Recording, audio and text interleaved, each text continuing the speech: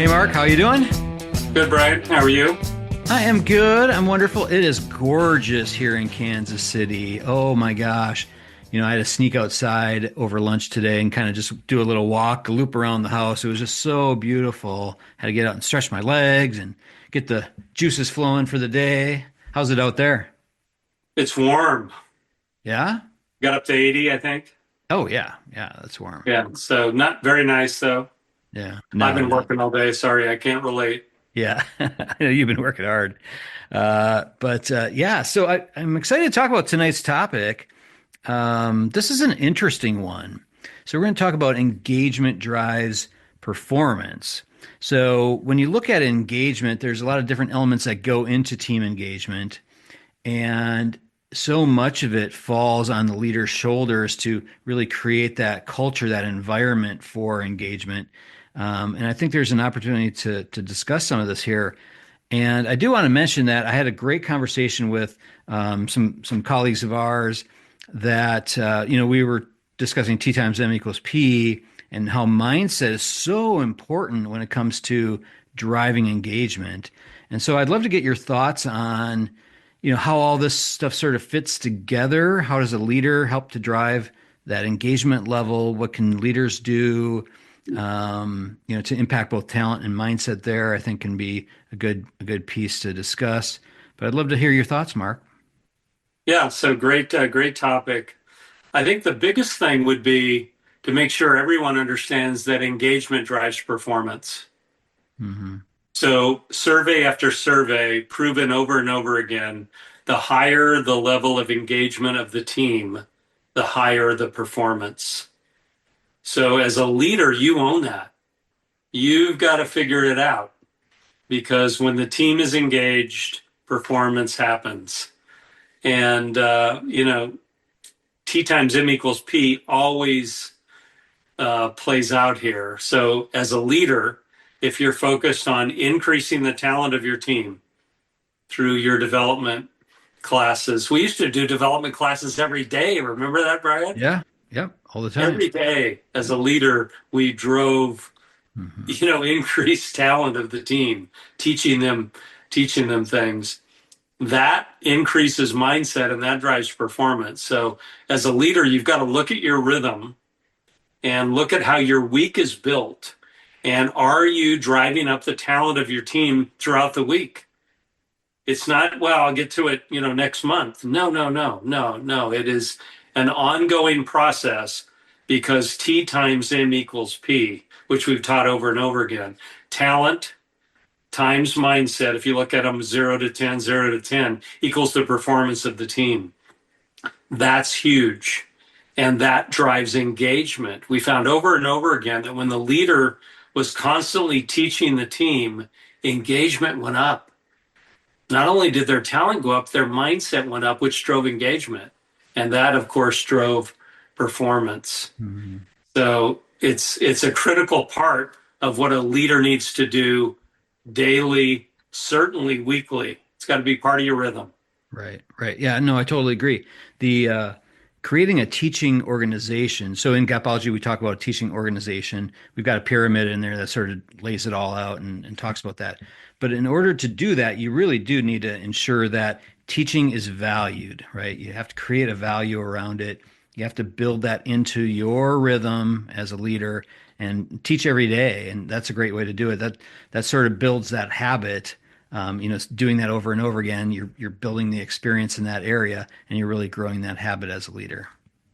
Yeah, that's huge. Mm-hmm. The other thing we found is the rule of 49, which was simply that when a leader got the team to a talent level of a 7, 0 to 10, when the team was at a talent level overall of a 7, and the mindset also got to a 7 overall, 7 times 7, 49, that the team performed at a very high level. So as a leader, you have to walk that balance of achieving the rule of 49. It works.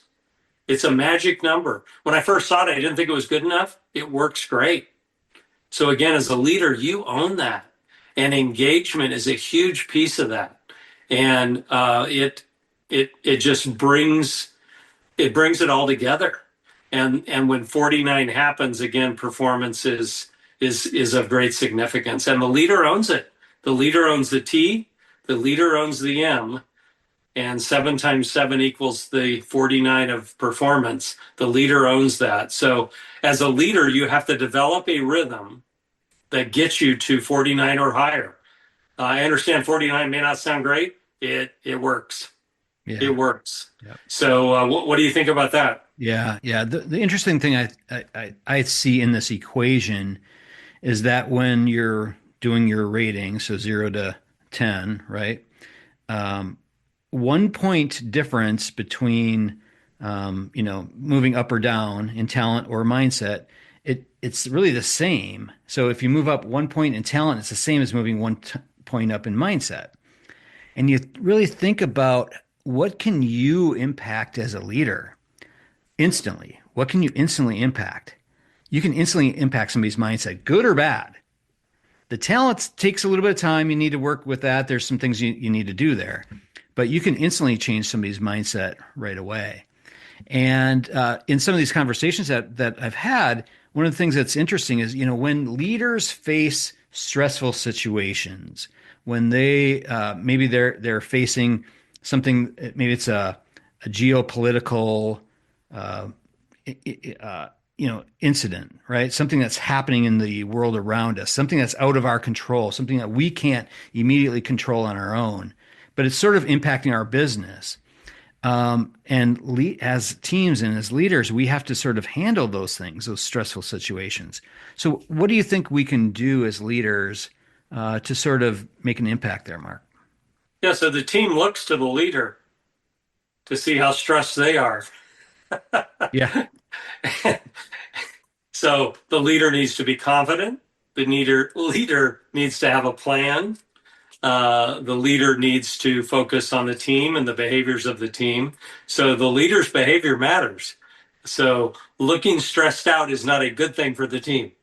Having a plan and being confident and working through it is great for the team. hmm, So they do look to the leader. So uh, be very cognitive of your emails, your texts, your conversations, because stressful situations are happening and they will continue to happen, I think, forever, right? right. Oh, Somewhere 100%. around forever. Yeah, 100%. Yeah. So leadership is about working through those. Mhm. And leadership is really about driving T and M, talent and mindset. And that's a big part of mindset. If the leader's crushed by whatever happened today, the mindset of the team will drop. You cannot afford that. You cannot allow that.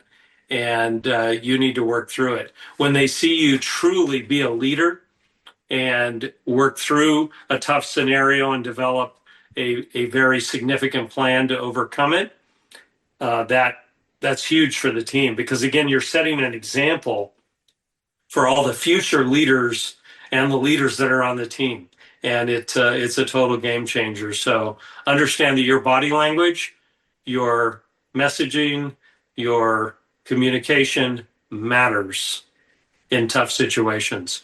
Yeah.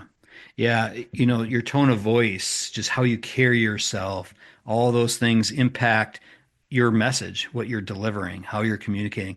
People read into those kinds of things. And if you look, like you said, stressed out or worried or just not focused, this particular leader that I was talking to, she was talking about that on her team, winning leaders have a growth mindset. So they're always looking at, how can I improve? How can I help the team improve? Where other leaders sort of have the stagnancy mindset where they're sort of like, oh, poor me. They're sort of blaming, the outside world or outside circumstances or whatever. But those that have that sort of growth mindset, they really look for how can I improve? What are some things I can build into my leadership rhythm that's going to make a big difference? Yeah, so true. And when you're in a stressful situation, maybe your competitors are as well. If you develop a scenario, a plan to overcome that, that can be huge for the team and huge for performance. The other thing to remember, though, and I learned this a long time ago, is that the engagement level of the team Write this down if you can. The engagement level of the team is equal to the performance. It can be proven over and over again. So whatever you can do to increase the engagement level of the team will drive performance. We know that. So think about that as the leader, high engagement. The other thing that we know drives performance is clear expectations. When you're clear as the leader that the expectations have not changed, that we are going to achieve these metrics, that drives performance. When they are clear that these are expectations, they're not goals, by the way. We'd love to have these. No, no, no, no. We're talking about expectations. We're going to deliver these. That drives performance. That also drives engagement. That increases the engagement of the team. So your clarity as a leader around these things really matters. And if it's in a stressful situation, it matters even more. It matters even more. That's what leadership's all about. Yeah. Yeah. I think, there's so many opportunities to sort of prove that we have the capability of being a winning leader. Certainly, it's easy to be a leader in the winning times where things are great, money's flowing in the door, but it's those times where there's all that headwind, the stuff that we're fighting against, obstacles and different things. That's when your true mettle really is demonstrated, I think, as a leader. Yeah, so true. So true. So be ready for that day Yeah. because it's coming. It will come. You and I have experienced that many times over. The other thing that we found is that, and we wrote a book called Speed of Purpose, we found that teams with a purpose, where the purpose was applied to every role. So every person knew their role and they knew how the purpose applied to their role. They performed at a totally different level. So purpose can literally overcome stressful situations. So if your team does not have a purpose, I mean, we wrote a whole book about it called Speed of Purpose.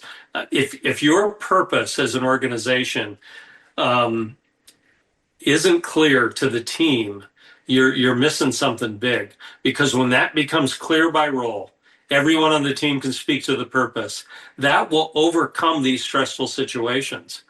Every role tied to the purpose is a game changer. We estimated the increase in productivity at 2.8 times. That's a big number. That may sound small. Picture somebody performing at 2.8 times the productivity of their current, execution level. It's huge. And again, stressful situations don't stand a chance against a purpose that was built to last 100 years. Yeah. It works. Yeah. I always think it's interesting when you see a company that's really tied to that purpose. They fire on all cylinders and they're working towards something that's larger than themselves.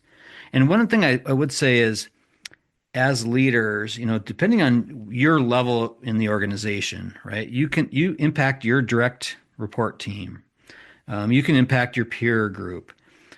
If you don't have a purpose that's given to you by people higher than you, you can certainly, sort of, reach out for them, try to partner with them, try to create those things.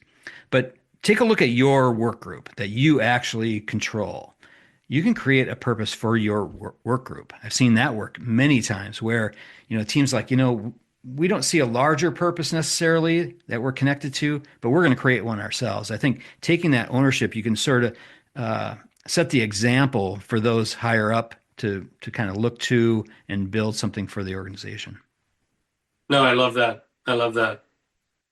The other thing that we learned in our gapology work, we learned so much. And again, most of you have probably read gapology or are familiar with that, but it was about winning leaders and how they achieved great performance. We then wrote a book called IMBAR, which was about those same winning leaders and how they had an identity and developed an identity within the team that was transformative. And I can tell you that the leaders that helped create identity for the individuals on the team won big. So they were aware that most people working for them did not have a clear identity, and they helped them define that. They would give them an identity. They would say, Brian, you're the greatest public speaker I've ever heard. You're awesome at that.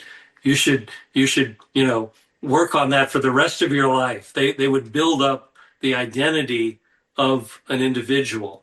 When that happened, it literally worked, because Brian, who may not have had an identity around that, suddenly started picking that up and understanding that, wow, I do have skill here. And it really built a strength that could overcome any stressful situation. Great leaders, we found, always support the identity of their team. They reinforce it. And by having that, the team can overcome things they wouldn't have been able to overcome otherwise. And it really trumps the noise out there. Yeah. Yeah. And we've got a lot of podcast episodes on both IMBAR and Speed of Purpose. So if you haven't had a chance to read those books, there's a lot of great resources there that you can get. One thing that sort of occurred to me as you were talking there, Mark, even though we have these different books with different topics, right, subject matter, they're all somewhat connected still. So when we look at the behaviors of winning leaders, they create a purpose. Their team is wrapped in that purpose. Their team is focused on delivering that purpose. And through that, they create this sort of identity and mindset for their teams around that purpose, around the things that are meaningful. And then their behaviors are all established to prevent and close gaps. That's part of that whole process. These things are all sort of connected. And I think there's an opportunity for leaders out there. If you are facing some of this noise, I thought that was a great term for it, Mark, calling it noise, the political climate, the Yeah. news. It's like, geez, Whatever it is. yeah, you turn on the news, whatever that is, or it could be certainly buying patterns from your customers. It could be some sort of change situation at work. There's lots of these things that can really impact their mindset. But using some of these tools that we present can help you lead through those different noisy situations. Yeah. Yeah. As you establish yourself as a winning leader, you're going to be able to overcome Mhm. virtually anything that we're aware of. Yeah, yeah. I do want to circle back on something that you had mentioned earlier too, when you were talking about your rhythm. So I think that is a key tool. So looking at how do you block your time to deliver on the things that are most important for you, your most important goals, expectations, objectives, the things that you're going after. How do you schedule and block your week? Are you blocking time for the things that create the most impact, or are you sort of letting the world kind of happen to you? I think there's an opportunity for leaders to dedicate time each week to reflecting on what are their most important objectives that week and scheduling out time for it. Yeah, I would add to that we found that the winning leaders, the top performers, looked at their business on a weekly basis, and they crafted, that may be a good word, they crafted the week to ensure great performance. They carved out the week. They looked at it as of great significance. It's a 168 hours, by the way, if you didn't know that, Brian.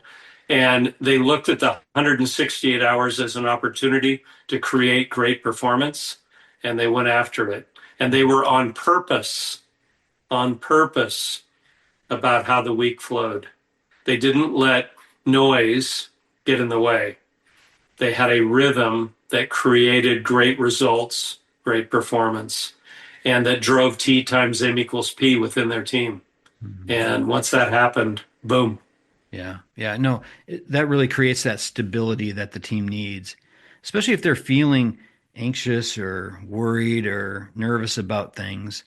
Looking to you, and you stand up strong, you have a strong communication delivery, your tone is great, and you have this consistent rhythm that you're following, they can really rely on you to be that foundation for the rest of their life. Yeah, one of the leaders that we uh, followed in Gapology would continuously say, "We got this." Yeah. Yep. Yeah, they would turn to their team and they say, "We got this." Yep. And when they said it, they meant it and they delivered. And it was significant to the team because when the team heard that, they knew we got this. Mm-hmm. Yeah, totally. What a different message that is than sort of like, being sort of, Oh my God. Yeah. Oh my God. What are we going to do? Yeah. Yeah. So I definitely think that, this is a great topic this week. I think, our viewers can certainly get a lot out of this. So, capture some of these notes. If you need to go back and re-listen to this, do that. But if you need help, we're here. You can certainly reach out to us. Contact@gapology.org. And I'll put the information on the screen and I'll put some visuals on there as well. Well, thanks, everybody. Okay. Let us know if you need anything. Yep. Thanks a lot, Mark. We'll see you later. Have a great week.